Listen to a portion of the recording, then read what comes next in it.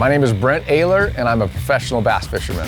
I fish tournaments for a living, I work with sponsors, I represent sponsors, and travel around the country trying to catch fish. Look at that one. It is fun when you can get out there and put the pieces of the puzzle together and do well in the tournament. To compete out here, I feel like I have to be physically tough to be mentally tough. You know, the only way to do that is diet and exercise and challenging yourself. Ride a bike, lift weights, do something that challenges your endurance, challenges your mental toughness as well.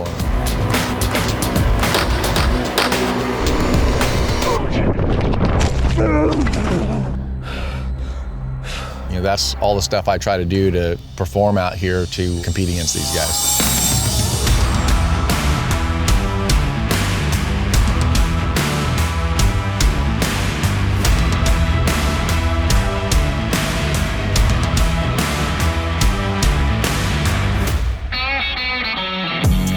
So we are in Redlands, California right now. This is my hometown. I was born and raised here. It's a great little town, college town. This is home. My next tournament is at Lake Guntersville in Alabama. I'll be heading there just in a couple days here. So this is my life before I head to my next tournament for the Bass Pro Tour. Welcome to my tackle shop. The start of the season, I redo everything. I get all my stuff in line and in order for the entire season. Being in California, it's hard to prepare for the year. All my tackle and my Ranger are sitting back there in Alabama. So I have to pack that stuff in January before I even leave California. I have to have all that stuff in my truck and boat ready for the entire season. You know, organizing tackle, this is my wall of Lucky Craft right here. I basically went from shallow to deep. All my hooks are in here, so I've got all my Gami hooks in here. So Guntersville, I have a feeling if they're on, any kind of ledge bite right there, I'm gonna be throwing a 3.5 XD. Couple trophies, cup trophy here, some FLW stuff. I'd love to take up more space with more trophies. Got some zombie apocalypse stuff here. I've got the firepower to be a prepper, freeze-dried beef, beans trio with rice, and then also coffee. So we got a big jug of coffee too. So brand new Cabela's Liberty Safe. I love guns. I got a ton of them. Of course, a mountain bike. Gotta have a Specialized in here. Bass Pro bikes, they're mountain bikes. They've got the Ascend series of mountain bikes. I've got those in here too. Here's Lola, by the way. This is our big girl here. We have a dog, Lola, who's a Great Dane. My wife and son are great. Both Kelly and Ollie are my world. They are everything. And there's so much that we do just being together that we love, whether he's huge into Rubik's Cubes and, helping him with that. He does competitions, so he times himself all the time. 17 seconds. There you go. And he just solves them and solves them and solves them. And in 1 year, I still haven't solved it once. A lot of stuff we do outdoors and, just spending time as a family, it's big for us. Being away from them is the hardest part for me because I love being at home. I love being with my family. There was one time when my son was younger that I was traveling so much, I was talking to him on the phone and he goes, "Hey Dad, where do you live?" That was so tough, man. It was a dagger to the heart. That's the worst part for me is traveling and being away from them. My home routine is kind of funny. I have so many things going on that I try to do at home. Try and get this water as cold as possible in here.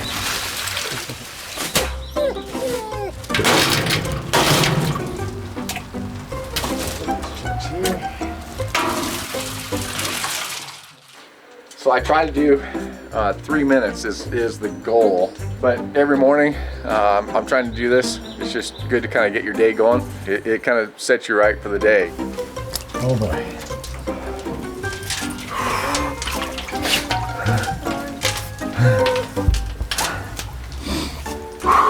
Oh, that is cold. Bye, you guys have a good day. Holly, have a good day. Love you, bye. That is some cold stuff right there. If you can do the cold plunge for 11 minutes a week, that's where you show the true benefits. So, the nice thing about this is I get out, I dry off, and then make a good cup of coffee. I laugh at myself with these obsessions that I have, whether it's mountain biking or shooting, Coffee's one of them. I'm what you call a coffee snob. I'm very particular about the coffee I drink. I actually just got this yesterday. My signature Papua New Guinea roast from Bedrock Roasters. Oh man, that is so good. You know, it's part of my morning routine. I mean, I get up in the morning, I do 200 push-ups every single day. I'm, boiling water and getting that going and brewing coffee, doing push-ups, drinking coffee, doing push-ups, and that'll get your day going right for sure. Love it. I have a friend that's been training me in practical shooting, so I'll grab my pistol and we'll run out there and do some training and some shooting. Probably come back and maybe go for a mountain bike ride. We're here at the Prado Shooting Park in Chino, California. We're gonna run through some drills, shooting steel targets.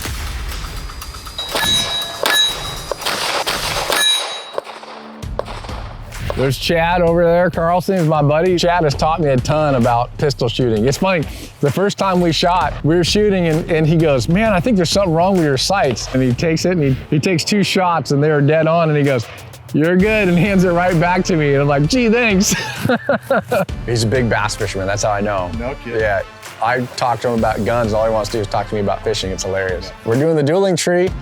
I'm shooting the green. His goal is to shoot all the orange and get them all into my side. Go. Okay. I mean, that is a good tool for training for speed and accuracy. It's also a good routine to just stay sharp, hand-eye coordination, a ton of fun, man. It's an absolute blast. Bass fishing, you had a good day when your thumb gets torn up.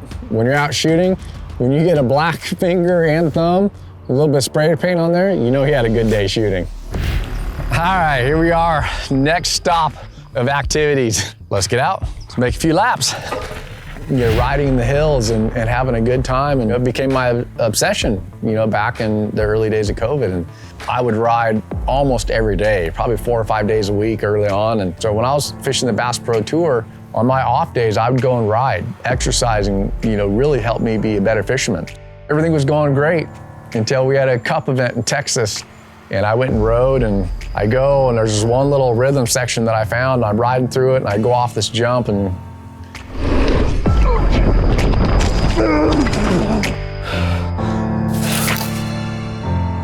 mountain biking can jack you up, but you know what? It's such good exercise. I get out there, I have learned what I can and can't do now. All right, there we have it. Good little ride today. Last little hurrah here at home before I head to Guntersville, and it's all business trying to catch a fish here starting tomorrow.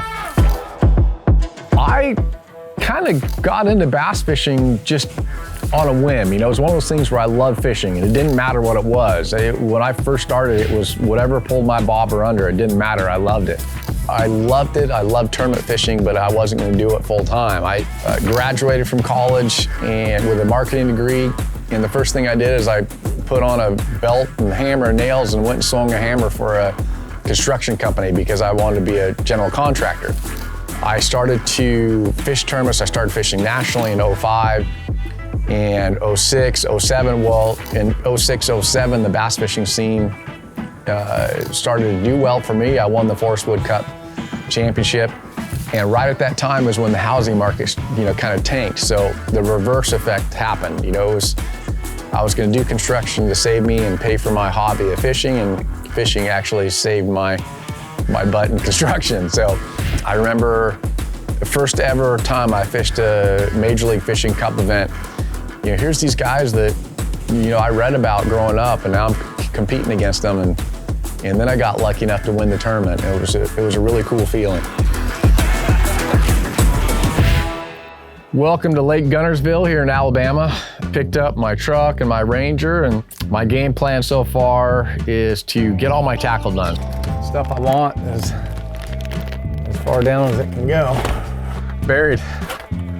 So in practice, I want to have everything there. I want to be prepared for anything that might come up. I don't want to be wishing I had something in the boat that's in my truck, and on a brim bed deal, it could be a really good one right there. A little bluegill colored bass tricks. Got my 3.5 XD. That's gonna be the first one I tie on for the deep plug. and then I'll develop a game plan during practice, and then on my off day, I'm gonna take some of this tackle out that I don't need. You know, it's a process of elimination. You know, I'm gonna eliminate rods, I'm gonna eliminate water, and then hopefully develop some sort of game plan for tournament day. Two things I have left for the rest of the day is to work on my graphs, make sure they're updated, and then I need a food prep for the rest of the week, or at least for the next couple days. I'm all about diet, so I'll get there and go to the market and, you know, cook up a bunch of food for the first couple days of practice. That's looking done. Let me drain this. Now I'm gonna add some butter to it, because butter is delicious. But a lot of salt, I'll put a little bit of honey, and that'll be a good snack in the boat for lunch. Like I said, with this tournament, it's gonna be so hot that, you know, the whole time you're sweating, you're losing sodium in your body, and the only salt that I get is what I put on stuff. There's nothing in anything I eat that has salt in it, because everything I eat is whole. So I oversalt things just to get it. I'll scramble 4 eggs, and then I'll mix the ground beef with the 4 eggs, so I have a little bit of egg and ground beef. And now I've got a mixture of ground beef and scrambled eggs, so just high protein, natural sugar, get a little bit of carbs out of the sugar. Tastes pretty good.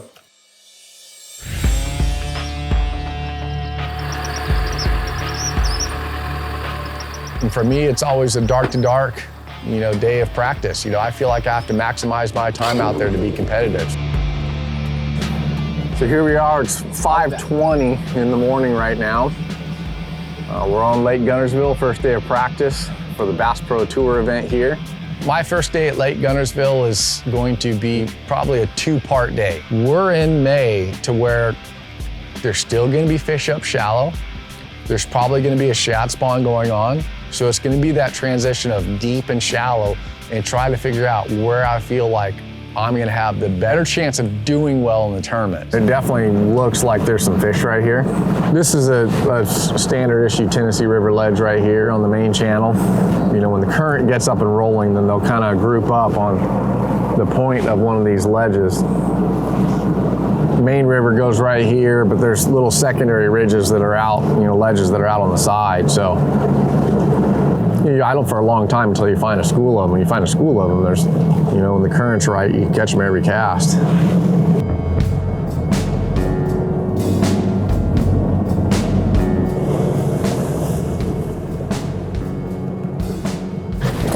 Couple real quick casts right here.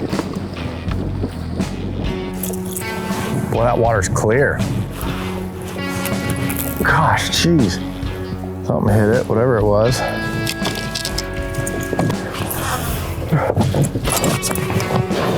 Tennessee River system just has so much going on in it. You know, the big gizzard shad, there's crappie, bluegill.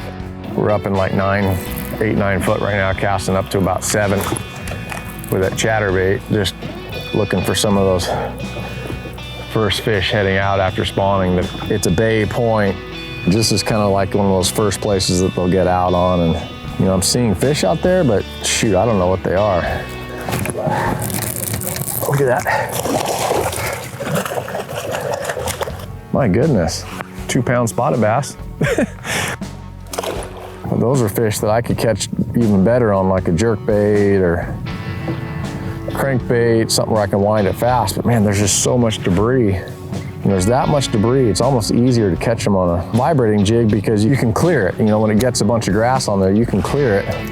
So look at that, that's just every cast, you get that stuff on there, just that floating eelgrass. Little ones, that's what I'm seeing down there. The little ones. And you're right on a little cluster of them. Another spotted bass. A wacky rig Senko up there on what I think are some brim beds, and I catch a spot. Wasn't expecting that. Looky there, it's a largemouth. I don't think he's a scoreable. It's a shallow little hump that has, it's real clean on top. It has a few brim beds up there. I couldn't tell if they're active or not, but either way, it's a good area for fish to be, but boy, there's a lot of fish out there. brim bed deal might be a little behind us now. I'm kind of under the impression that these fish are a little bit farther ahead of schedule, just because spring has seemed early. I gotta figure out where the fish are at right now. Right now I'm just spinning my wheels, it feels like. I gotta figure out where a good bulk of the fish are hanging out and what they're relating to.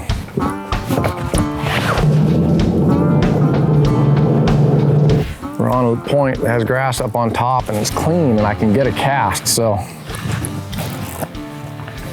Baby largemouth. Those fish are on their way out. They've spawned. The water's 73 degrees. They should be heading out towards that main river. Maybe a little bit later this afternoon, we'll probably go and start looking on ledges, but I'm gonna fish shallow for a little bit now. I've thrown everything right now. I've thrown top water, I've thrown jerk bait, I've thrown shatter bait, I've thrown swim bait, I've thrown a worm, a wacky rig, a drop shot, swim jig, crankbait. Ooh, that's a good one. I wasn't expecting that. 3-pounder. Maybe not a 3, but look, he's got 1, 2, and then mine was a 3rd hook hole in his mouth. There's probably an active bluegill bed right here that's a little bit deeper. That, I can't see with my eyeballs, but man, there's some fish swimming around for sure right there. We're kind of in that mid-lake section, and it just seems like, it doesn't matter what time of year, it just seems like a lot of stuff goes down in this mid-lake section. So stuff like this, you're really looking for 50-yard stretch, 100-yard stretch where you get a bite or two.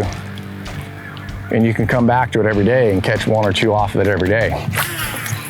If I run shallow and have 10 spots, or more, I can rotate through them. And then if I find a couple out deep, then I'll rotate through the deep spots and then bounce up to the shallow spot and then hop out to the deep spot and just keep kind of going back and forth.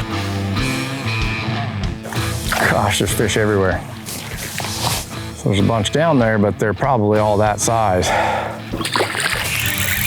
It's a good staging spot. It's a secondary point that leads into a pocket. This is kind of what I thought the fish would be on a little bit, but they're probably just all those little ones.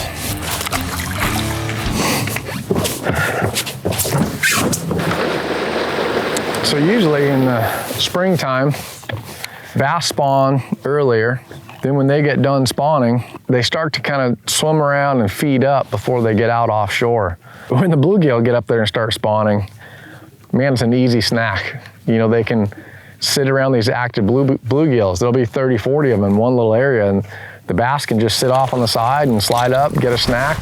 When the bluegill are done spawning, then they run out and get, on that offshore stuff and start keying in on shad.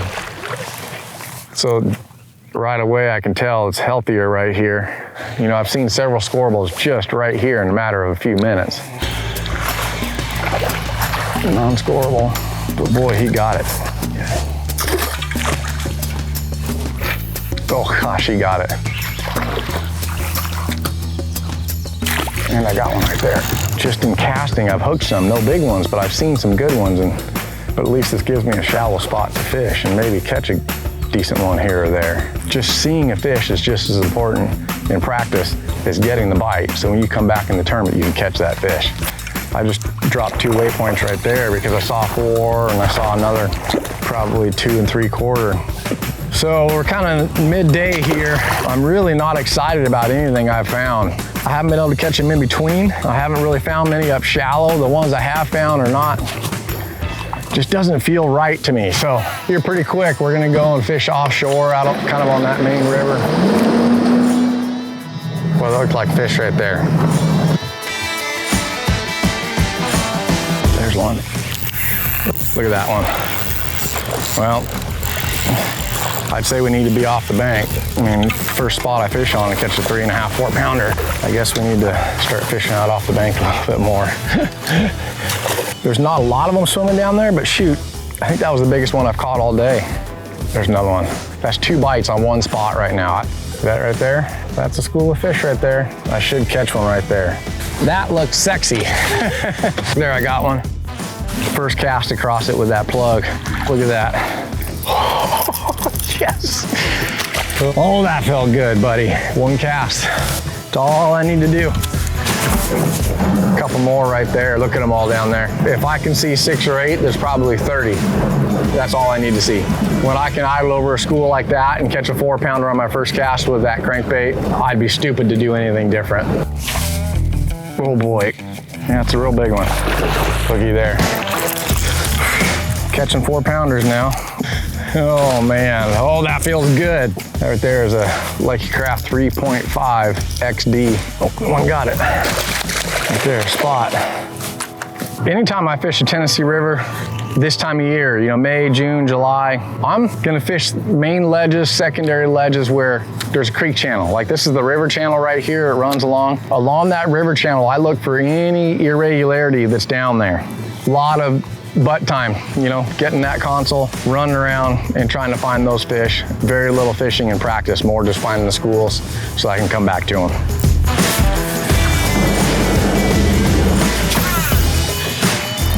There's one. Oh gosh, she's a good one too. Another 4-pounder. Okay. You know, it's all about getting time in that console and driving. You know, that's really what it's all about, is just putting the time in. It takes time to find these groups, but when you do, it's well worth it. I really want about 10 spots. I can't imagine I won't have that. You know, I've got 4 this afternoon. Well, we're about ready to call it a day out here. A little bit more confidence now going into the second and last day of practice. So we're gonna head in here in just a second and we'll be out at dark tomorrow morning.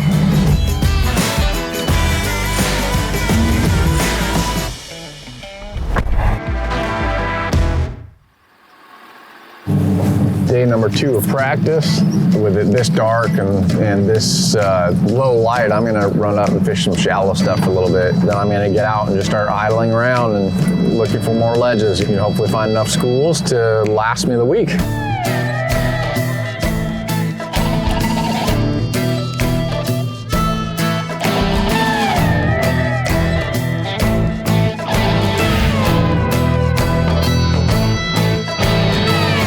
Day 2 practice is over. It's 6 o'clock right now. I just got off the water. I never found a single school out deep today.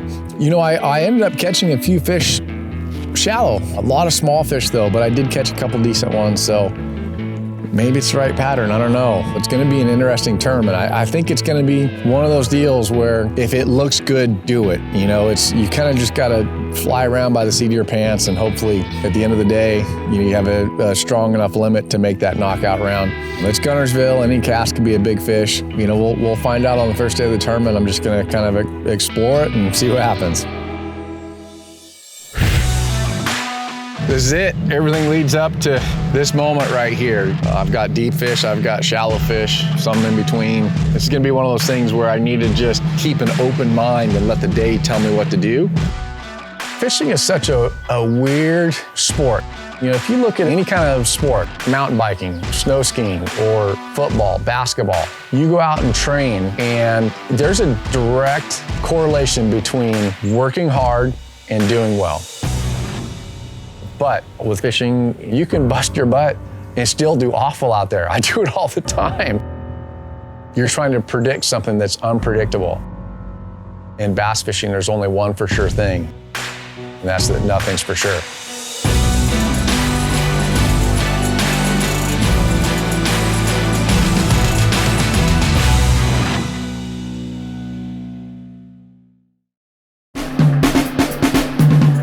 So just finished up here at Guntersville, and you know, I feel like what I do at home really helped because it was a grind out there. Day 1, I went out, I started deep, and I didn't catch much. I only had 1, so then I ran up shallow, and I fished the brim beds, and I only caught 2 fish doing that. So I was out of it. I was in basically last place. I had 6 or 8 pounds. You know, that's where I think being at home, training, and doing stuff that gets you mentally tough, you know, cold plunge, different things like that, that makes you mentally tough. So when you get in one of those positions where you're struggling out there, it's not easy to catch them, you're down and out, there's an hour left, you're in last place, you stay focused longer, you stay in it longer, and it helps you push on through. So the last hour of the day, I caught a couple big key fish and moved up to 10th place. I kind of got dialed in. I told myself no more brim bed stuff, fish offshore. I went out on day 2 and I caught 23 pounds and moved up to 4th place. Guntersville knockout round, I caught them decent. I had another 19 pounds, but unfortunately just missed the cut. I ended up in 13th place. They took 10. But man, preparing, doing what I do helped me out this week. Fun week, great event, so fun filming with Bass Pro Shops, doing Between the Scales. I hope we can do it again.